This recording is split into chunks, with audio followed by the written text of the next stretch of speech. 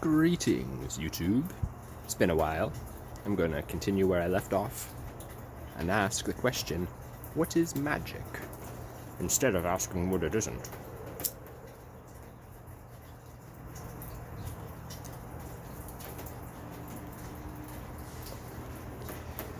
It seems to me to be a sort of user interface for the self to interact with the rest of us. Because there's your conscious self, but then there's also all the rest of you, of which that is just the tip of the iceberg. And so magic, to me, seems to be rather psychological in that sense. It's also symbological, symbols in an as above, so below kind of sense. That's the old Hermetic teaching, hermetism, hermetics, whatever. Today it's used as like hermetically sealed, means very sealed, but there was also Hermes back in the day, he was like the god with feathers on his feet who could fly and stuff. He was a messenger, but he also is related to magic. Some people associate him with Thoth, but either way, that's this ancient, because this stuff goes way back, even Egypt, ancient Greece, Sumeria. There's all these mysteries in Greece. There was the Eleusinian mysteries. In Egypt, there was all their stuff from like the Book of the Dead, of living and dying. And so it's all symbological, which is to say you work with the planets, the Zodiac, and the elements which correspond to certain parts of your psyche. For example, water. There's four elements. 5 of you include spirit. But so there's water, fire, earth, and air. Those are the basic elements. And when you think of them in terms of your psyche, there is a correspondence. Just like air is articulated thought and thinking, whereas water is soothing emotion. But then fire is passionate emotion and vitality, and earth is this strong, securing foundation. And I'm still learning all this, so I'm sure there's a lot more to it. But then even you think of the planets, it's like the 7 main planets that were there before they discovered Neptune and Pluto were Mars, for example. Mars is like, and the ancients, they considered these to be gods. Like Rome just literally called them the planets were their gods, but they kind of piggybacked off of Greece, who had names for their gods and their archetypes. Like Carl Jung discovered in psychology, there's these archetypes of the psyche, and so Mars is the archetype of war and conflict and strength, whereas Venus is the like relationships and creation, sex. And then the Zodiac gets deeper, because the Zodiac is ruled by certain planets, and that gets into astrology, which I'm still learning.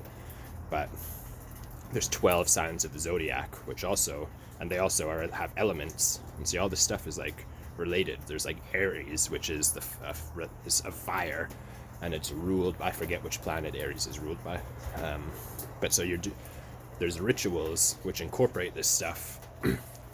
You act it out with your body, you visualize it with your mind, and the symbols are an extra layer of meaning which your subconscious just knows. And so you're using these rituals to banish unwanted parts of the psyche, invoke the divine aspects of the psyche. It's kind of a way to be the Nietzschean and turn from the last man into the Superman, because we are in the era of last men, when cakes and sex are no longer enough, when pleasures turn to ash in our mouth and people are living in the realm of hungry ghosts. We have as Nietzsche predicted, God, or noticed rather, God is dead. Like, people don't have that meaning anymore. We're meaningless in an age of nihilism and trying to fill it up with pleasures. And so magic is a way to purify the self and become the best you can be. But let's get less abstract and more practical.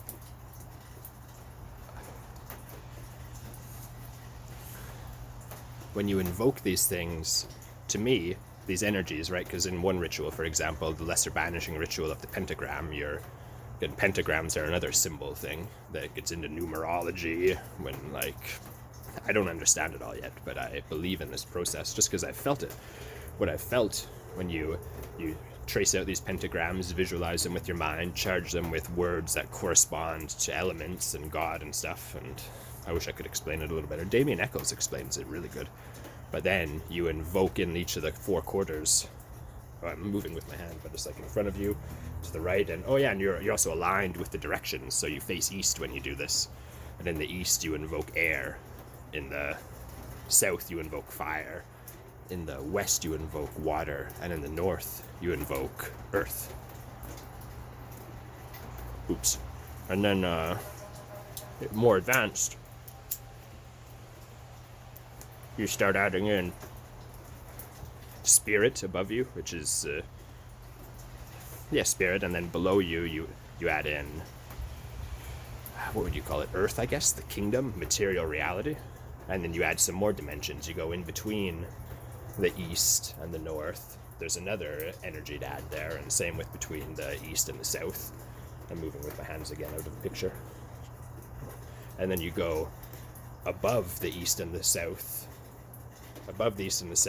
but to the one side of the top. And so it's like that's another layer of it, is there's this literally this energy body that we have, and as you can learn to feel it with body scanning, because you can say, like, you think about your hand, feel your hand, you start to feel it there, and you can kind of move that attention, that orb of attention, around your entire body. And the more you do this, you can actually start feeling outside of your body.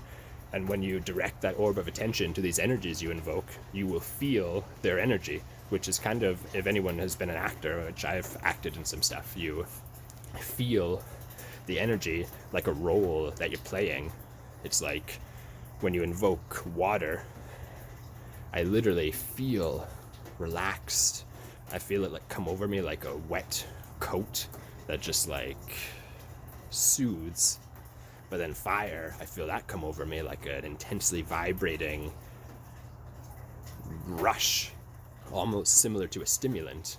And then air, well, they're all kind of similar to drugs. All of them heighten my autonomic arousal, which is to say, like, excitement.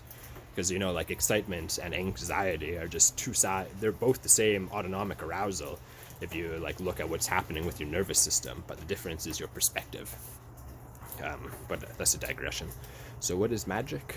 UI, to use symbols and attention to interact with your subconscious. And it's my belief that because people don't really, when they teach this stuff, they don't really say, it's kind of a mystery. Like, even back in the day, there were mysteries where,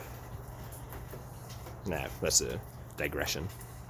So you do that. It's my belief that feeling these energies is kind of the same as having, like, a gratitude practice, because they say if you practice gratitude, you think of things that you're just grateful for even 3 minutes a day, it makes a significant impact on your mental well-being, because that produces serotonin when you're happy. Like, you can literally choose to think about things that are nice. Like, I'm pretty happy that I have this phone here, and I can imagine the feeling, well, even the feeling just arises as I say it. It's like, it makes me kind of want to smile a little bit. And the more you do that, it's like it is programming your self-conscious to feel happier. And it does this, like, you just like the same, if you focus on negativity, you're gonna get more neurotic. Like, different chemicals are released. And so it's my belief that these energies are kind of like that, where you're invoking and feeling these, which are kind of like programming to feel, to be better. And I'm still learning, of course. I don't know if I explained it the best, but I'll stop here. Why?